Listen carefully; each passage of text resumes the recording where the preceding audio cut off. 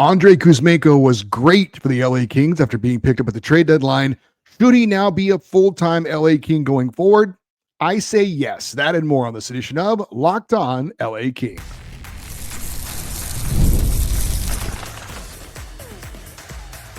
You are Locked On Kings, your daily podcast on the Los Angeles Kings, part of the Locked On Podcast Network, your team every day. Hey, Kings fans, welcome to Locked On LA Kings, part of the Locked On Podcast Network, your team every day. Thanks for making Locked On LA Kings your first listen every day. We are free and available wherever you get your podcasts and on YouTube. I'm Eddie Garcia, your host of Locked On LA Kings. I've worked in sports media for the past 30 years, also one of the co-hosts of Locked On NHL Game Night, a nightly podcast and YouTube show wrapping up the night in the NHL, and a passionate LA Kings fan for over 30 years. On today's show, we're going to take a look at what the Kings might do to address their number 2 goaltending situation for next season, plus give you an early name to keep in mind for the Kings at the upcoming NHL Draft. But we start with maybe the most intriguing player for the LA Kings as far as who they're going to re-sign from the team this past season moving forward, and that would be forward Andrei Kuzmenko, the 5'11 winger, was the best trade deadline pickup this side of Mikko Rantanen that no one saw coming. But Kuzmenko has also been with 4 teams in 3 years. In his short time in LA, he did earn a shot at being an LA King beyond this season, I believe, based on his play. Now, some things to consider. Andrei Kuzmenko is turning 29 years old in February. Certainly not over the hill, but not young either. He did come to the NHL late.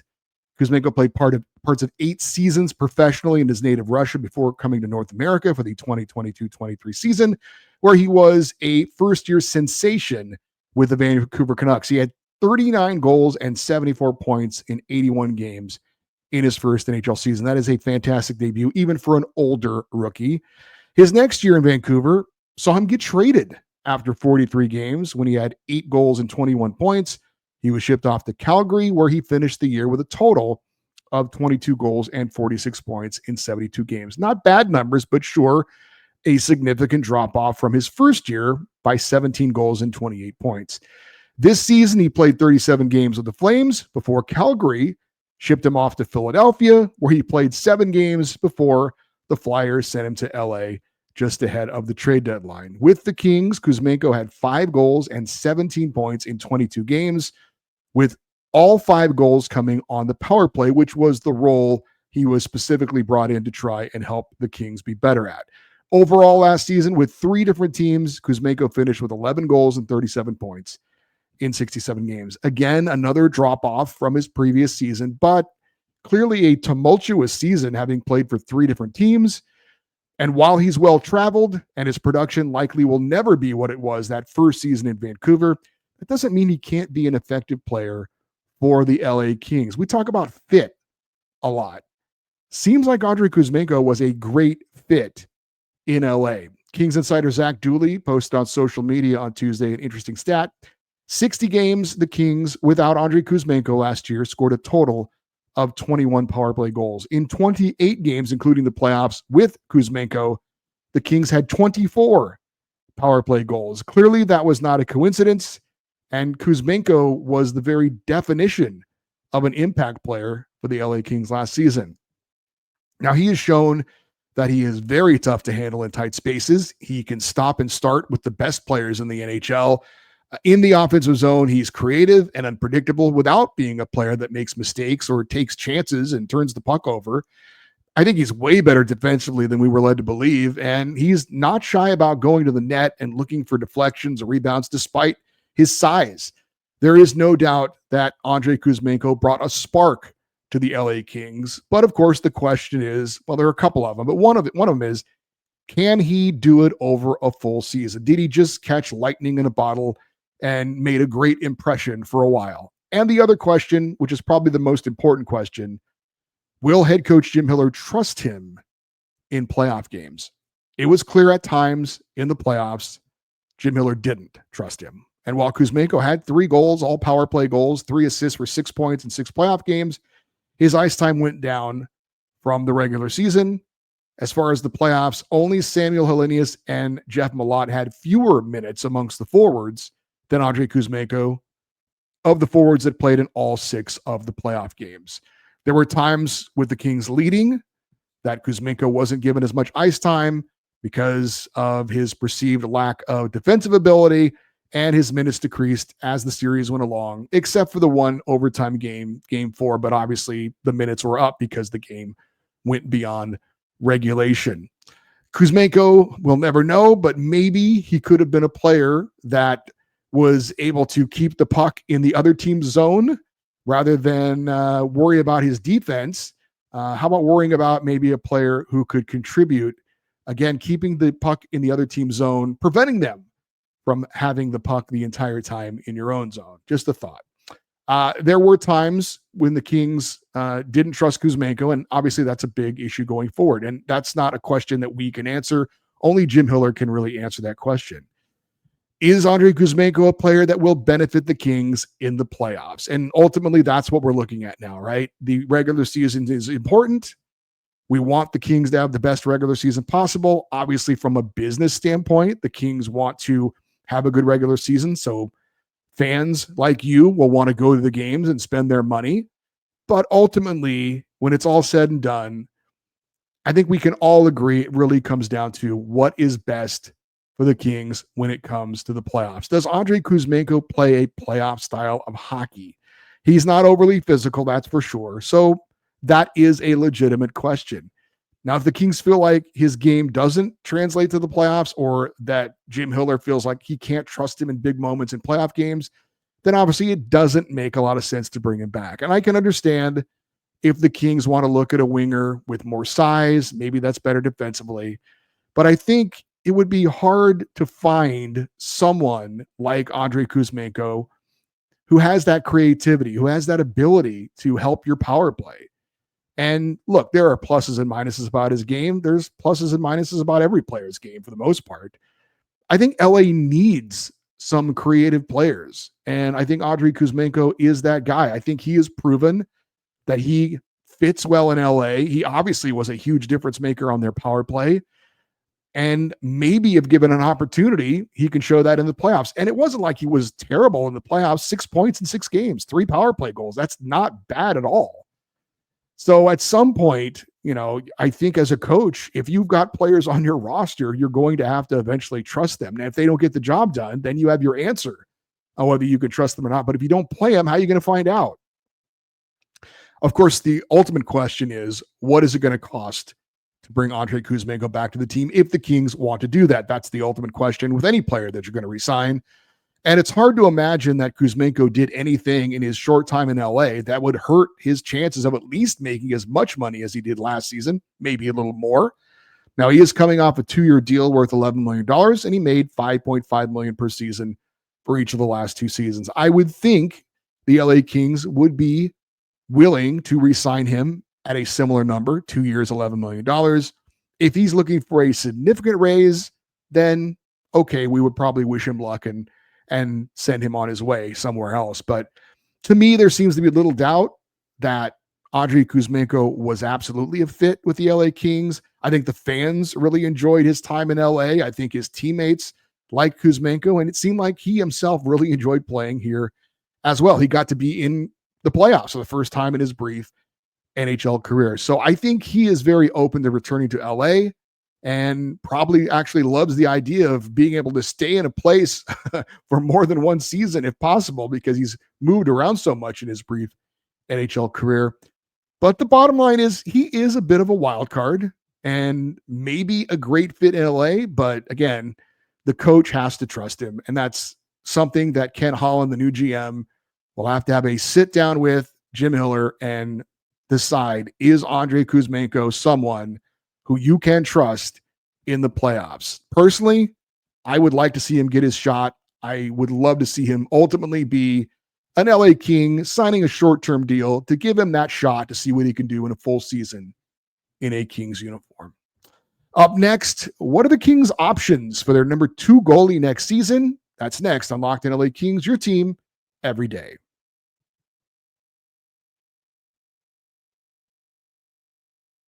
Looking for a snack that is both delicious and nutritious? Crack it to a good source of protein with wonderful pistachios. Wonderful pistachios is one of the highest protein nuts, giving Each 1 ounce serving, 6 grams of protein, and you get over 10% of your daily value with that.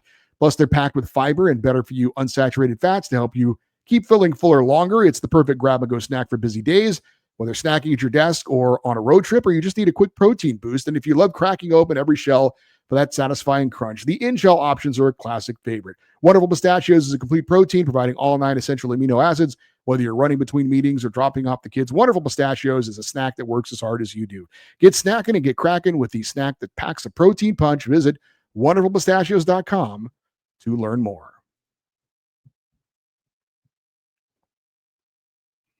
We are 35 days away from the start of the NHL free agency period. It opens up on July 1st. Until then, the LA Kings have an opportunity to negotiate and sign their own unrestricted free agents like Andrei Kuzmenko. We have looked at some of the names the Kings might be interested in bringing back, as far as some of the players like Vladislav Gavrikov. Vladimir is his brother. But what about a backup goalie for the LA Kings? Certainly not as sexy or potentially as important as some of the other positions of need for the LA Kings, and new GM Ken Holland will address probably those other areas first, but he will eventually need to figure out who the number 2 goalie for the LA Kings is going to be. Obviously, David Riddick is one of the Kings UFAs, along with Vladislav Gavrikov, Andrei Kuzmenko, Tanner Jeannot, and Trevor Lewis. Now, David Riddick had a up and down season this past year, kind of very much like the Kings as a whole. Good at home, not so good on the road. In 34 games overall last season, Riddick had a total record of 16, 14, and 2 with a 2.84 goals against average and an 887 save percentage. At home, he was 11, 3, and 2 with a 2.29 goals against average and a 907 save percentage. But on the road, 5 and 11, goals against average of 3.44 and a save percentage of 867. Now, sure, Darcy's numbers were better at home. Darcy Kemper's numbers were better at home as well when talking about the comparison with David Riddick, but Kemper was fantastic at home and he was okay on the road. It wasn't quite as dramatic of a difference between Darcy Kemper home road, David Riddick home road, where Riddick was great at home, but really terrible on the road. Riddick's 32 years old. He's coming off a 1-year deal that paid him $1 million. And I suspect he'd be more than happy to sign another 1-year deal worth $1 million to stay with the Kings, and more importantly, to stay in the NHL, because he's in one of those spots where that's not exactly assured at this point of his career. But I would expect the Kings would also explore other options and look outside of the organization. Now, I was hoping that Eric Portillo, who started the season as Ontario's number 1 goalie, the Kings AHL affiliate, could take over as the Kings backup this coming season, get his feet wet in the NHL, and then maybe that could lead him taking on a greater role in Darcy Kemper's final year of his contract, season after next. And if Portillo was good in that role, maybe that would set him up to be the Kings' full-time goalie in a couple of years. However, with the news that Portillo suffered a back injury this season and he couldn't come back during the season from that injury, I think that makes him too big of a question mark to think that he's going to be ready to go start of the season as the Kings' potential number 2 goalie. I think he's too much of an unknown at this point, and back injuries are something that can absolutely linger. And again, we don't know. They're hoping that rest is something that's going to be able to get him back on track and ready to go, but I don't know that that's a given. And again, back injuries can be very tricky. So it puts the Kings in a position where I don't think you're going to go into it just hoping that everything's going to be okay. You have to prepare for the worst. So if you're looking strictly at the UFA goalies out there that are going to be on the market, and you're looking to spend probably no more than $2 million per season for your backup, you'd probably prefer to spend around $1 million. But some of the names out there, Dan Vladar of the Flames, Ilya Samsonov of the Golden Knights, James Reimer of the Sabres are all potential unrestricted free agent goalies that could be available. Some other names out there that could be a little bit more expensive, like a Jake Allen or a Ville Husso. But I don't know that any of those guys are significant upgrades over David Riddick. That's why they're backup goalies at this point. I should mention that Phoenix Copley is also an unrestricted free agent, the former Kings goaltender, 33 years old. He, of course, played a significant role for the LA Kings a couple years ago, but took over as the number one goalie in Ontario this past season when Eric Portillo was injured. Copley has, of course, NHL experience, and maybe the Kings look at him as a potential option. Maybe they re-sign him and look to him to be the full-time number two goalie. Hard to believe he'd be worse than David Riddick last year overall. If Eric Portillo were to get healthy, prove that he was ready to play well and looked good in Ontario, maybe over the first half of next season, maybe we could see him get called up and you send Phoenix Copley or David Riddick or whoever is the backup goalie down to the AHL, possibly. Also, that would depend on how whoever the number two goalie was to start the season was playing as well. So there's a lot of different options out there for the Kings right now. It could be bringing in a veteran guy from outside the organization. Would they bring David Riddick back? Would they try Phoenix Copley in that role? If or Eric Portillo is healthy, maybe they give him a shot at that number two goaltending position. But again, it's a big, big question mark right now for new GM Ken Holland. Again, not his biggest decision that he's going to need to make, but it is a decision, and it is something that he's going to definitely have to address. My guess is the Kings will look to bring in someone from outside the organization. I think the Kings are going to move away from David Riddick, but we'll see. We'll see. They obviously feel like they have a better, read on the type of goaltender he is maybe than from somebody on the outside looking in. But I would say it's pretty iffy right now that David Riddick does return. Again, I'm thinking the Kings will look to bring somebody in from the outside. That person could be the number two in LA, could be also an option in Ontario. Really tough to say at this point, but it is something that, again, Ken Holland is going to have to address. Now, the Kings' future in net does look bright with Carter George and Hampton Sukinski, but those guys are likely at least 3 seasons away. So how the Kings bridge that gap between the end of Darcy Kemper's NHL career and the start of either George or Slukinski's NHL career certainly will be a very interesting one to watch and to see exactly how that all develops. But for next year, we know Darcy Kemper's the number one. Who the number two will be completely up in the air, I would say, at this point. The NHL Draft is exactly 1 month away. We are going to start to look at potential Kings first-round draft picks. We'll do that next here on Locked on LA Kings, your team every day.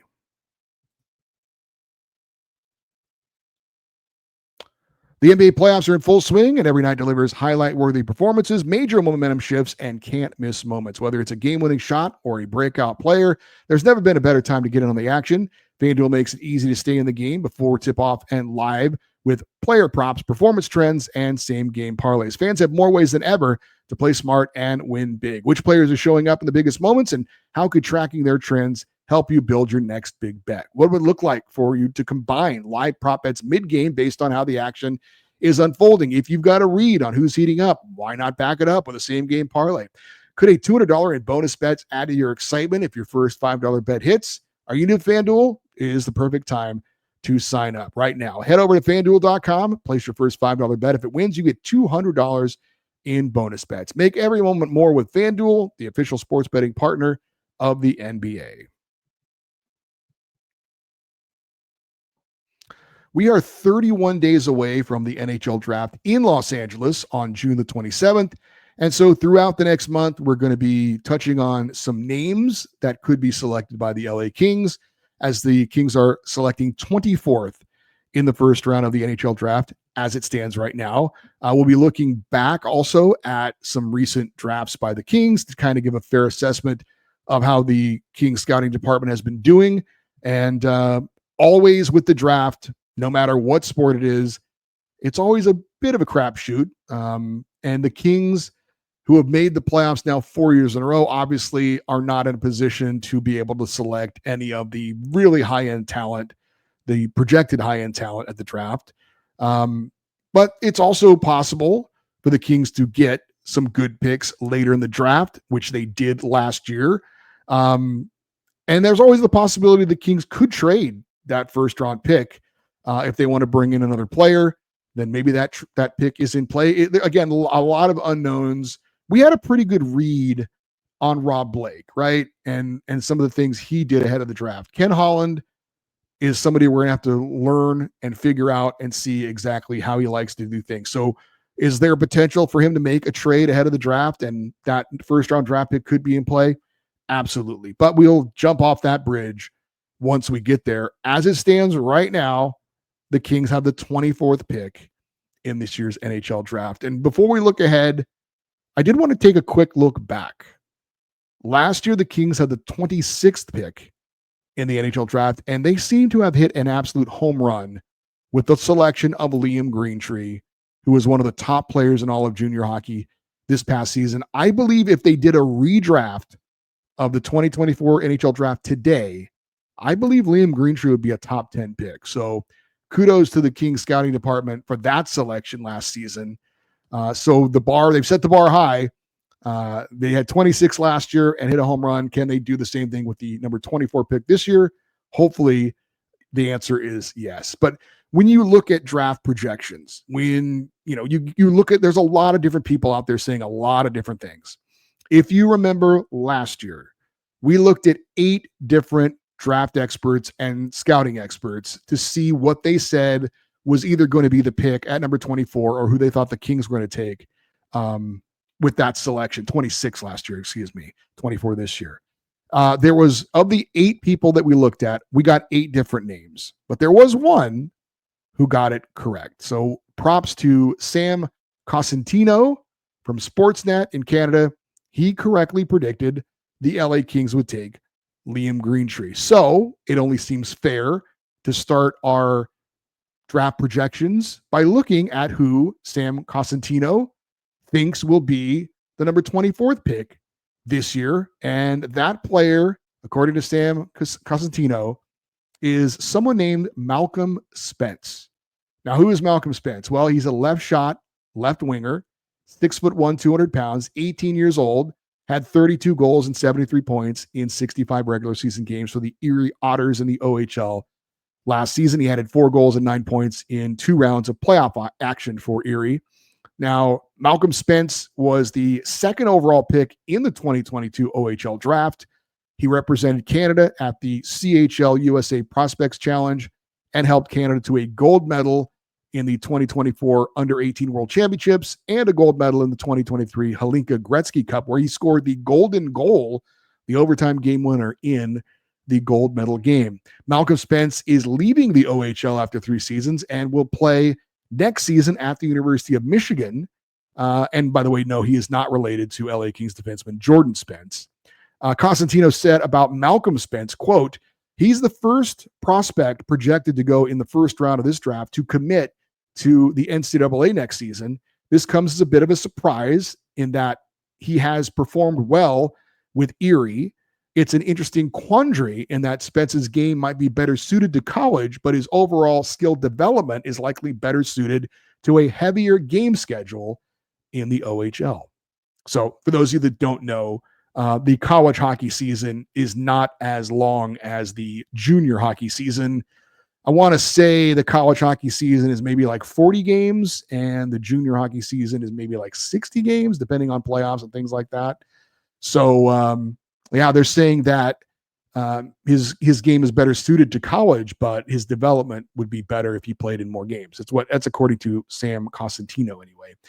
Rachel Dory of ESPN also had put out a ranking of her top 32 prospects, and she also had Malcolm Spence as the 24th ranked player, meaning he would be selected 24th. And of course, that selection is held by the LA Kings. NHL Central Scouting, which provides scouting services and rankings for eligible players for the NHL draft to all NHL teams, have Malcolm Spence ranked 17th in their final rankings. They said about Spence, quote, "He's a strong presence with a high floor as an NHL regular. They highlight his two-way play, work ethic, tenacity, and also note that his lack of play driving ability limits his upside to potentially a third-line forward role at the NHL level. Spence is praised for being a reliable defensive forward who can effectively kill penalties and contribute to breakouts. He has a relentless effort and competitive nature. He possesses good passing skills and puck control. He has a 200-foot game, known for his physical play, including his willingness to throw hits and participate in battles. And that was what Central Scouting had to say about Malcolm Spence, who, again, at least a couple of early projections have him possibly going to the LA Kings. If you look at the rankings of 17 different sources, Malcolm Spence's average rank is 18.5. He's ranked as high as 8th by Ryan Kennedy of the Hockey News and as low as 25th by EliteProspects.com. So we have our first name to possibly store away in the memory banks as someone who could be drafted by the LA Kings, expected to be around at the 24th selection. And that, again, is winger Malcolm Spence, who will be at the University of Michigan this coming season. All right, for you everydayers, those who listen and watch Locked On LA Kings every day, coming up on our next show, we are working on a special guest for this week. As far as an interview, we're going to continue to talk about the Kings' current players, potential free agent targets, draft prospects, and certainly looking at how we're going to navigate and continue to navigate this offseason. Also looking to throw in a few fan interviews as well, and maybe a few Kings historical shows as well as we move along here in this offseason. But obviously, as we get closer to the NHL draft, we'll do a lot of draft coverage as well. If you want to send an email to the show for any reason, including our Friday fan feedback shows, the email address is lockedoneddie@gmail.com, EDDIE. You're always welcome to post your thoughts on each show if you're watching on YouTube in the comment section. We'd love for you to stay connected with the show on social media, X, Twitter, Instagram, TikTok. We are at Locked On LA Kings. I'm Eddie Garcia. Thank you for listening and watching Locked On LA Kings, part of the Locked On Podcast Network, your team every day. Have a great rest of your day. We'll talk to you next time. And as always, go Kings, go.